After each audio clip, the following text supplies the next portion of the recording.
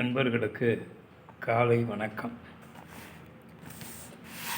இன்றைய பதிவிலே அபிராமி பட்டர் அருளிய அபிராமி அன்னை பதிகம் என்ற பாடலின் 21வது பாடலும் அதனுடைய விளக்கத்தையும் பற்றி இந்த பதிவில் பார்க்கலாம். கைப்போது கொண்டு உன் பதப்போது தன்னில் கணப்போதும் அர்ச்சிக்குவேன். கண்போது நின்றாலும் உன் முகப்போது தன்னையான் கண்டு தரிசனை புரிகிறேன்.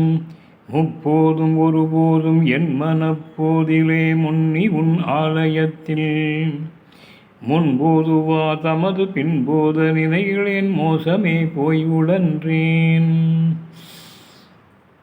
மைப்போதகத்திற்கு நிகரன போதொரு எருமை கடா மீதேறியே மாகார காலன் வரும்போது தமியேன் மனம் கடங்கித் தியங்கும். அப்போது வந்து உன் அற்போதும் தந்தொருள் ஆதிகடவூரின் வாழ்வே அமுதீசர் ஒரு பாகம் அகலாத சுகபாணி அருள்வாமி அபிராமியே. இந்த பாடலிலே அபிராமி பட்டர் அவர்கள் அன்னையினிடத்திலே இப்படி வேண்டுகின்றார். அதாவது, ஒரு நொடி பொழுது கூட நான் உன்னை பற்றி சிந்திக்கவே இல்லை. என் மனம் போன போக்கில் நான் வாழ்ந்து வந்தேன். ஒரு கணம் கூட உன்னை பற்றி சிந்திக்கவும் இல்லை, உனது திருக்கோயிலுக்கு வரவும் இல்லை, உன்னை நான் வணங்கவும் இல்லை, அர்ச்சிக்கவும் இல்லை. அப்படிப்பட்ட இந்த மூடனுக்கு காலம் முடிந்து காலன் வந்து என்னுடைய உயிரை பறித்து கொண்டு போகும் பொழுது நீ வந்து என்னை காத்தருள வேண்டும்.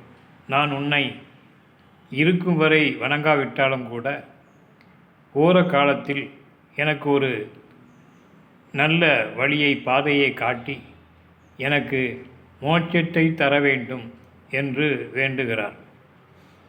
உன்னுடைய கோயிலுக்கு ஒரு நொடி பொழுது கூட எப்போதாவது கூட நான் வந்து உன்னை வணங்கியது இல்லை.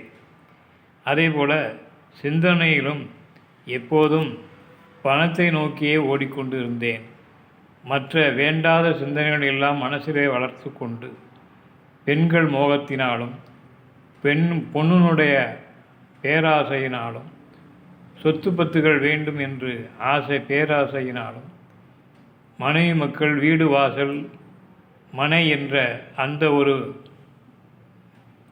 போலியான மோகத்திலேயே நான் என்னுடைய வாழ்நாள் முழுவதையும் கழித்து விட்டேன்.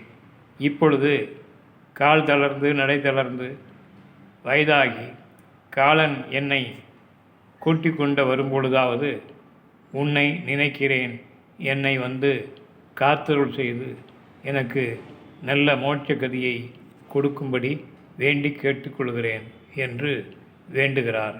நன்றி, வணக்கம்.